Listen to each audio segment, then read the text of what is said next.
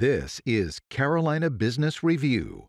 Major support provided by Colonial Life, providing benefits to employees to help them protect their families, their finances, and their futures.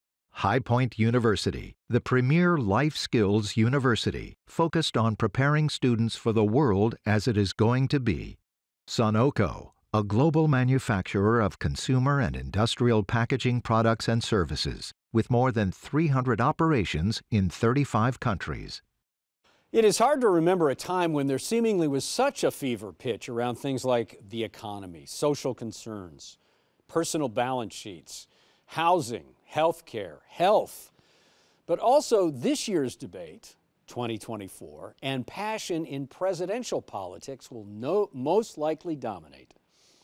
Welcome again to the most widely watched and the longest-running program on Carolina business, policy, and public affairs, seen for more than 3 decades across both North and South Carolina. Speaking of politics, joining us later on this program will be a sitting politician, Dale Folwell, North Carolina Treasurer. But before that, we will unpack some of these issues at the beginning of this year and certainly of this week with our expert panelists, and we start right now. Major funding also by Blue Cross Blue Shield of South Carolina, an independent licensee of the Blue Cross and Blue Shield Association, and Martin Marietta, a leading provider of natural resource-based building materials, providing the foundation on which our communities improve and grow. On this edition of Carolina Business Review, Patrick Woodie from the NC Rural Center, L. Dean Faile of the York County Regional Chamber of Commerce, and special guest, Dale Folwell, CPA, North Carolina State Treasurer.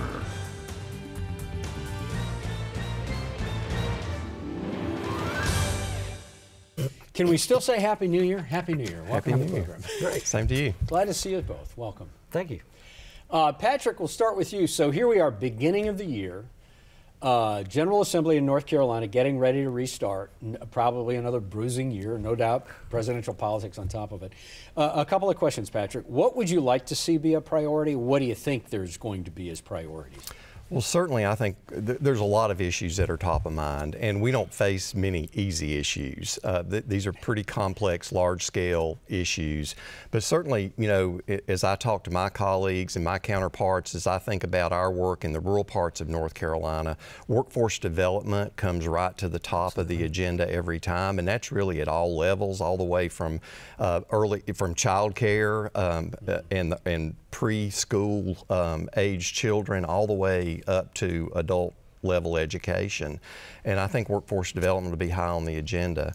I also think it's time where, given the fact that our General Assembly allocated a lot of money for federal dollars to some pretty ambitious and pretty important issues like broadband,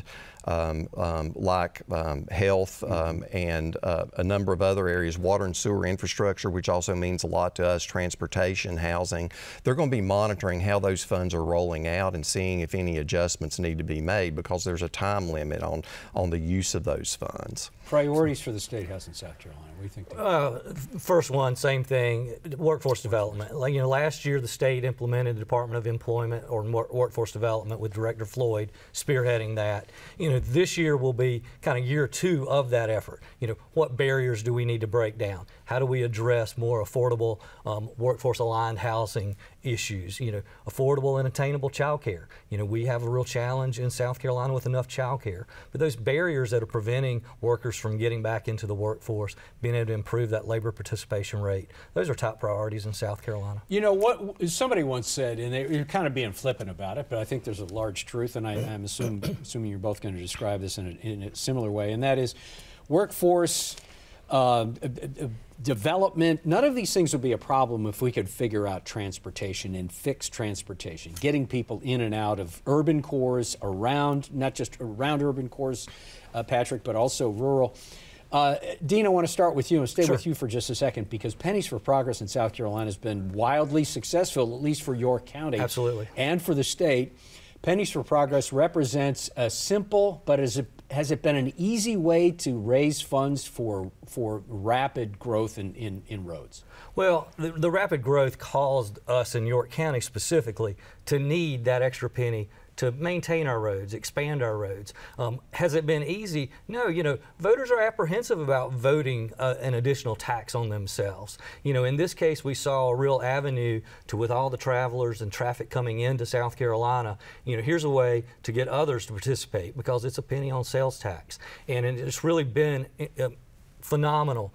York County alone has raised over $1 billion over the last 25 years to improve their roads. Okay, so Patrick, and we were talking before the show, and you know, I turned to you and I said, "Does North Carolina have anything like that?" And you said, "Well, there's a half-cent sales tax in some community." A few years back, the General Assembly allowed our local governments to decide an optional add-on additional sales tax that they could add by voter referendum. Has to be approved by voter referendum. And I think we've struggled to see most of those referendums, from my memory, have really struggled. So it's interesting to hear this experience in York, and obviously it's built around an issue that's probably on the minds of every citizen of York County. You know, maybe there's some lessons to be learned there, but we do have that the flexibility of that option, but it hasn't gone quite so well. Well, how has North Carolina been able to win over the public on adding a penny sales tax? Well, excuse me. In South Carolina, we've got now 30 counties that have a penny sales tax, and it's always specifically for some sort of given activity. In York County, for example, it's roads. Lancaster County uses theirs more for capital projects, so they were able to build a courthouse for theirs. Others sometimes will add that penny. It'll be a combination of maybe roads and some sort of education initiative. Yeah, sure. So it really has to be a key initiative in that given county, and that the voters can recognize is this is a real need for us and we need to address it. And then you're right, there's a real challenge to make sure you get the messaging out to the voters so that they understand the real needs of that extra pennies. And they're building their case around a very specific need, it sounds like, and therein may lie the difference in kind of the experiences the two states have had so far. The one thing North Carolina has done in front of South Carolina was Medicaid expansion. I mean, it was, as you well know, Patrick, it was bruising for many years. Many years. We worked on that issue for 8 years. And finally became law in the Old North State. How is it going? I think it's going really well. The rollout began on December 1st. The latest numbers I've seen is we're approaching 300,000 new enrollees. The estimate is that there's between 500 and 600 uninsured people that meet the requirements, meet the eligibility requirements for Medicaid expansion. From what I've seen, the department under Secretary Kinsley's leadership has done a really good job of rolling it out in a seamless fashion.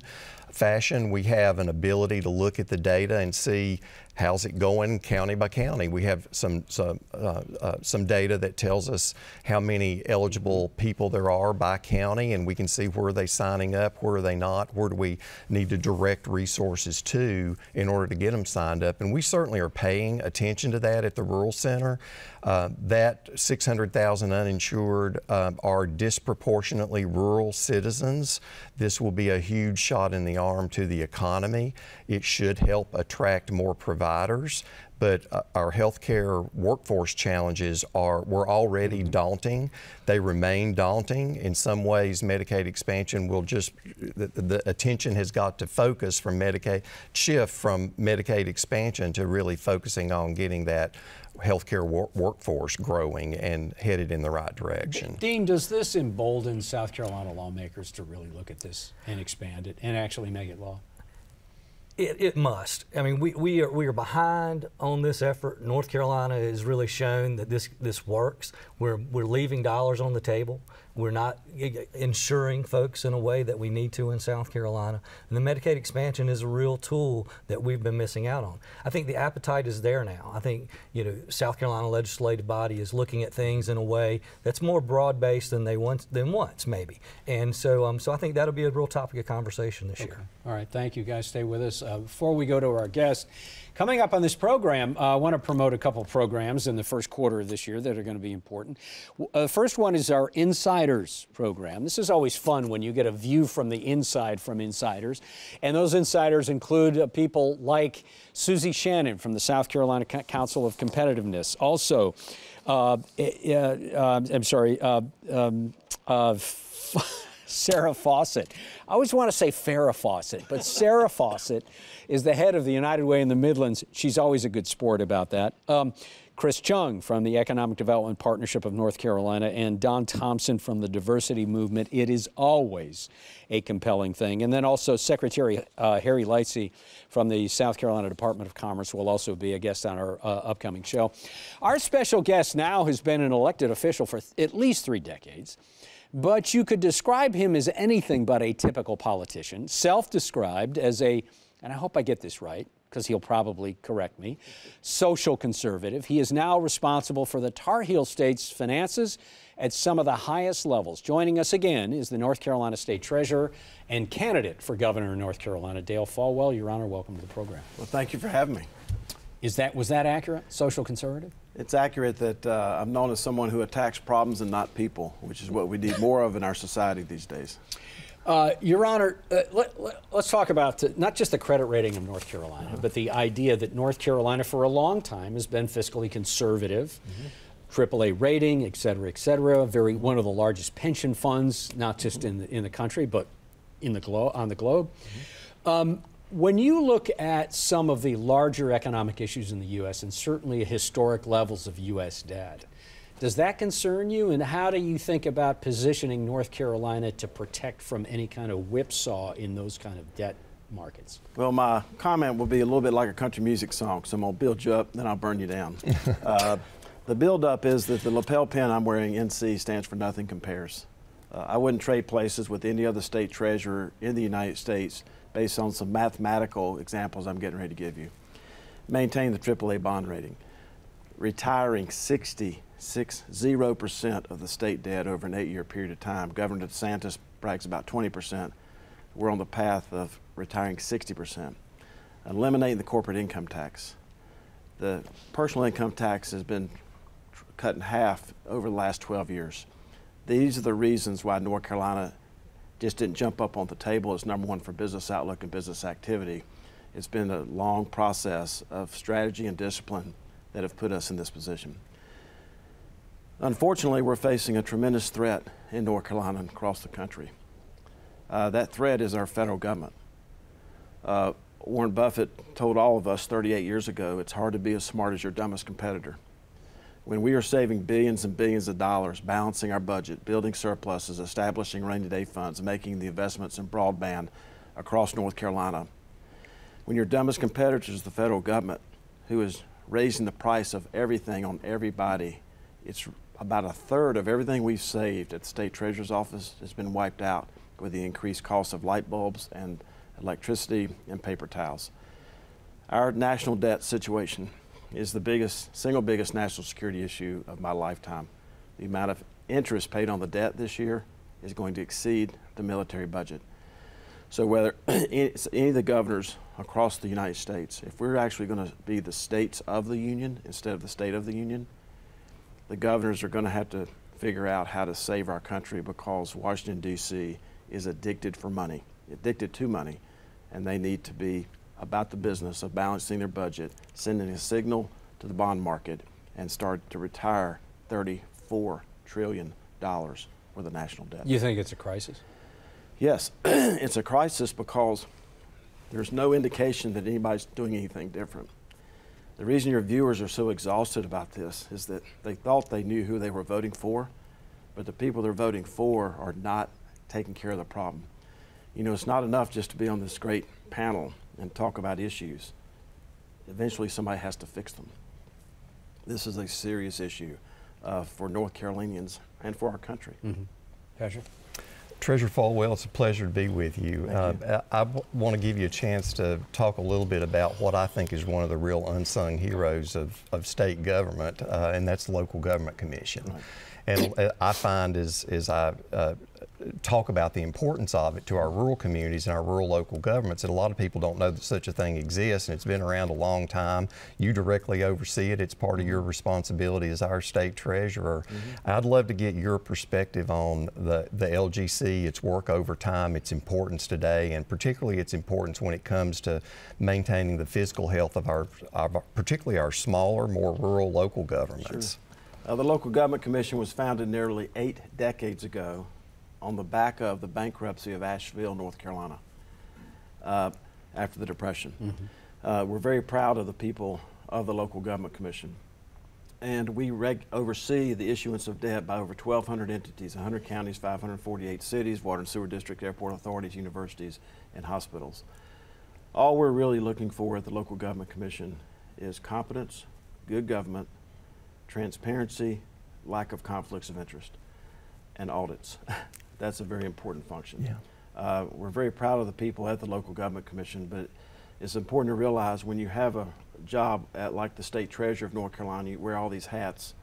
It's important to realize that you're sort of like former Congressman John Lewis. It's okay to get into good trouble every day. And when you ask tough questions of some of these local entities, sometimes they don't like somebody asking them these questions. But our job is to partner with them to get the governance, the transparency, the conflicts, and the competency back into local government. Thank you.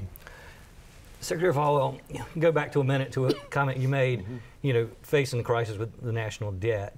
You know, South Carolina was had a leading population growth this past year. North Carolina was number 5. What can you do? I mean, you know, the Carolinas we're so interconnected, and I know you are in North Carolina, but how have you been able to reach out to your counterparts in South Carolina and work with them to maybe address some of these challenges on fiscal health? Well, I stand on the shoulders of Treasurer Loftus from South Carolina. I've learned a lot from him over the years, and I'm thankful for that partnership I've had for the last 7 years. But as I said earlier, all of your viewers are accustomed to this term, State of the Union. It's going to have to be the states of the Union that address these important issues. And directly related to your question, as we move forward, we have to make sure that we're watching the pennies and the paper clips. I think state governments are going to have to really consider zero-based budgeting, because if the federal government has an addiction for something that's ended up costing you more money through inflation, when you pump gas in your car or you go to the grocery store, it's a really big deal.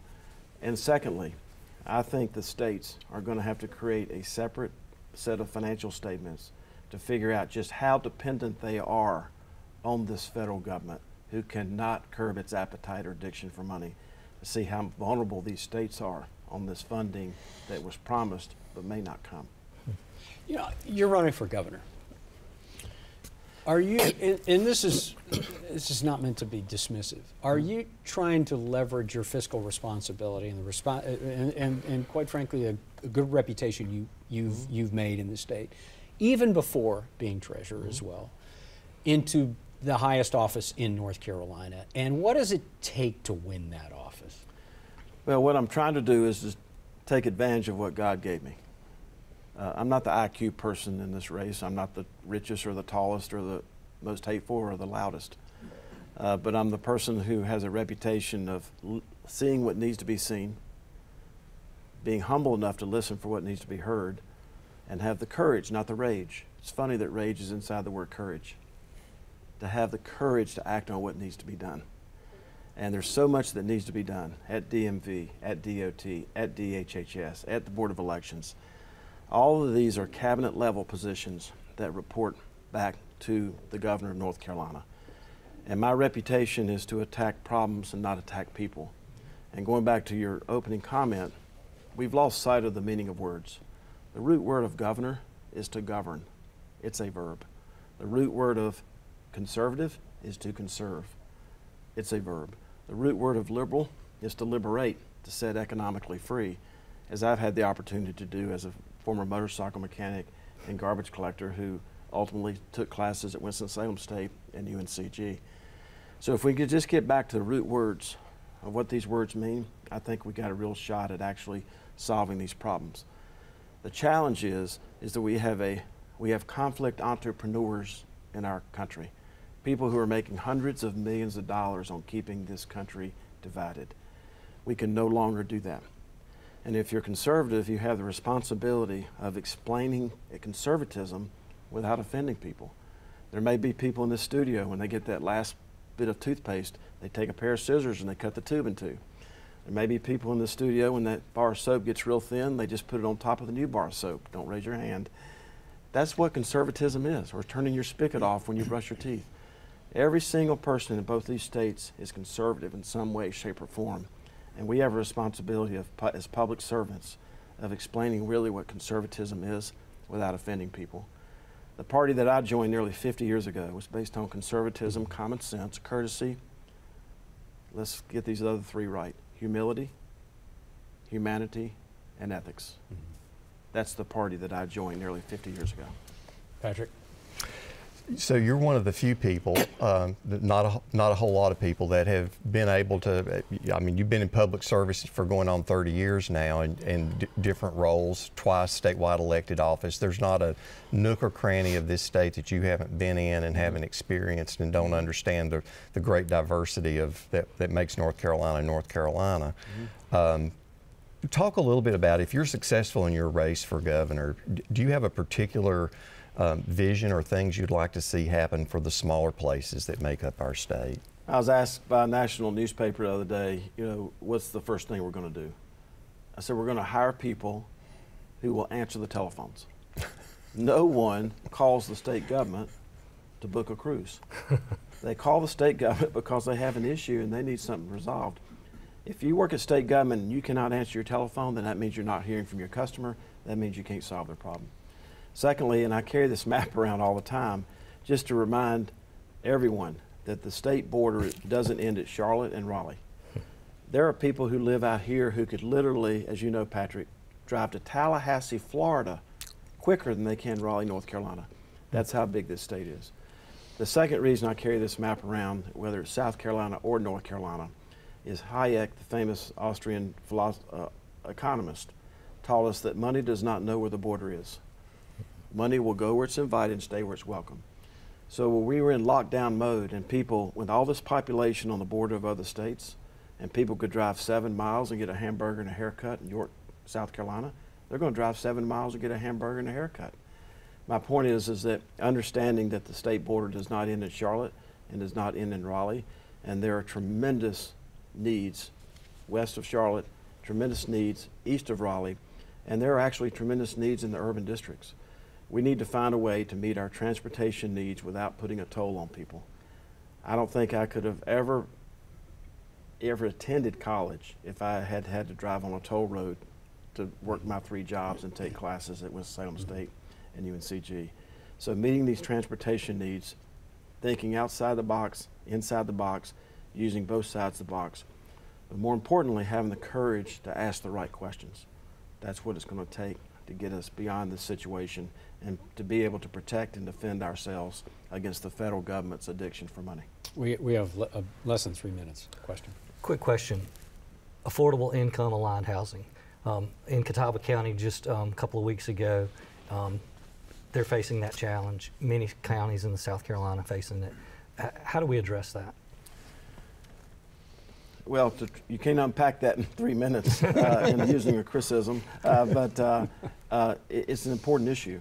It's an important issue because when you're low fixed income, or like I was for a third of my life, you have to live further and further away from your work when everything's costing you more to get to work. These are tremendous issues.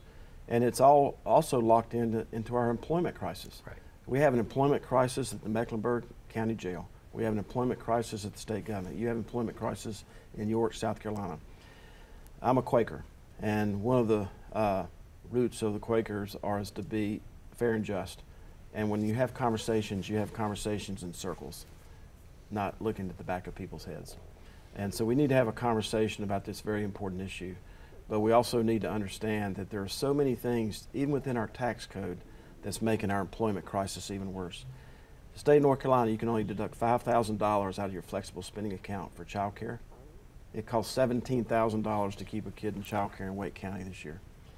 So you see how everybody says you can't see the forest for the trees. Sometimes you need a CPA, a tree person, who can figure out what tree needs to be repaired so that the whole forest can be healthier. And that, I think, is the long-term answer to affordable housing. Yeah, I don't mean to be flippant. We were talking about being a conservative, and you talking about putting the bar of soap on the old one. I hadn't thought about that, but don't tell me that you wash your paper towels, too. No. Okay, there was a limit. Charlie Munger did that. who just passed away, by the way. Yes, I do know that, and I know anybody. And you know, I do want to thank you for your service, Your Honor. I wish we had more time to unpack this and go down the list. We didn't talk about the divestment list.